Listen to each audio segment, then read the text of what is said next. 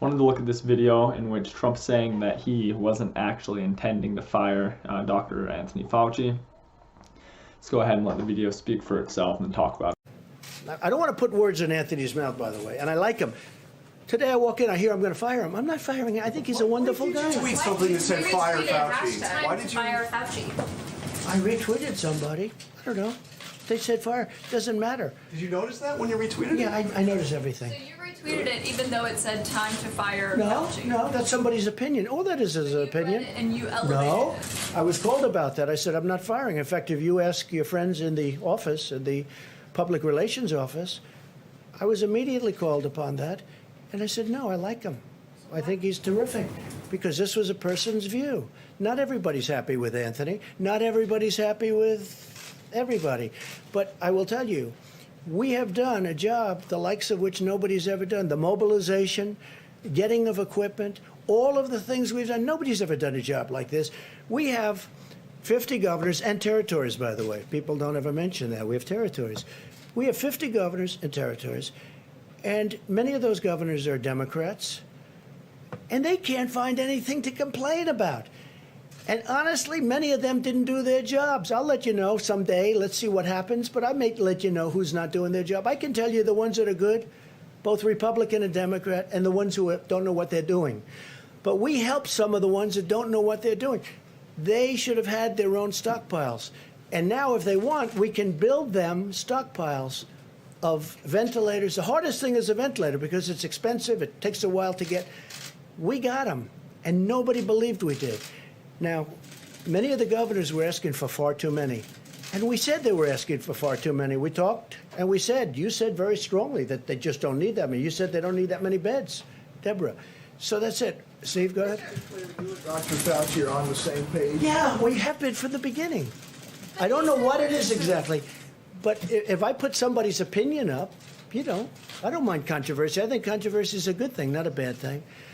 But I want it to be honest controversy. Now, when I got a call not very quickly, and nobody, saw that as being any big deal.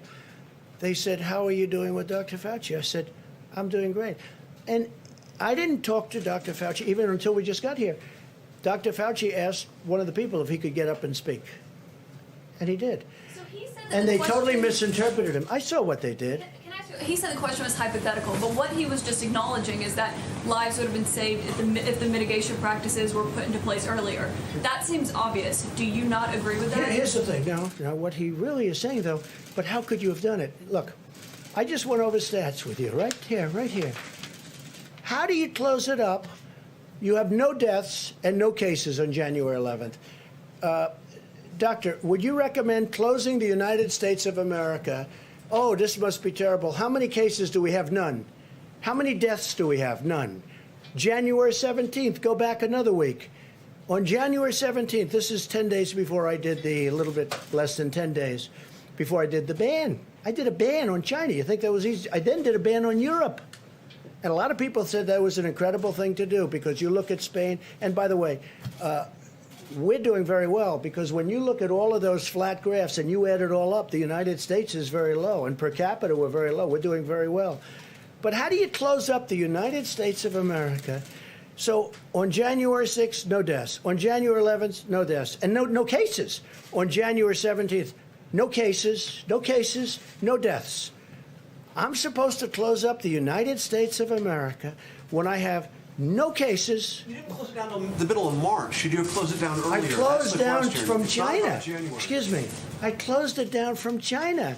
And by the way, some people think I should have waited longer and maybe ridden it out. I disagree with them, okay? But it was thought of. I mean, that was an alternative. There are a lot of people that would have said, let's write it out. Now, I'll give you the good news.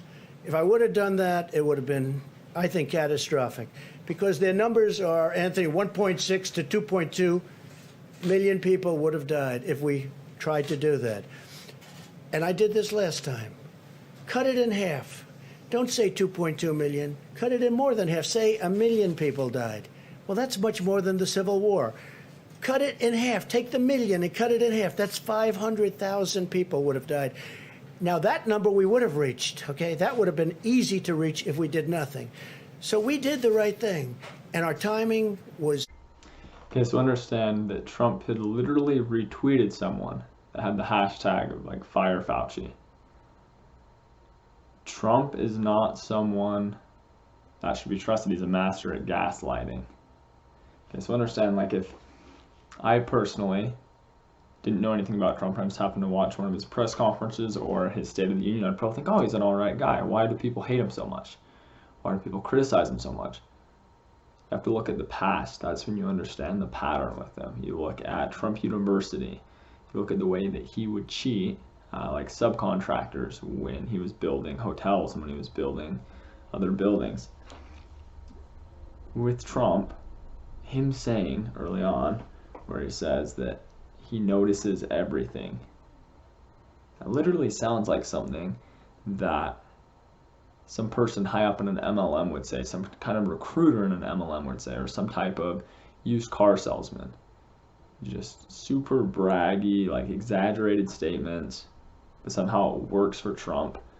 His followers love it. They view him as this great, intelligent guy, this great, intelligent leader. The reason why a lot of the leading intellectuals and academics in this country laugh at Trump and think he's ridiculous. Okay, so again, he was indicating through a tweet that he was going to fire Dr. Fauci, and then he later goes back and says, "No, that's not what I intended." And then he slams some news outlets. Of course, he doesn't like anything being reported that's negative on him. Go ahead and subscribe to my channel, like the video, and we'll see you next time for some more history and politics.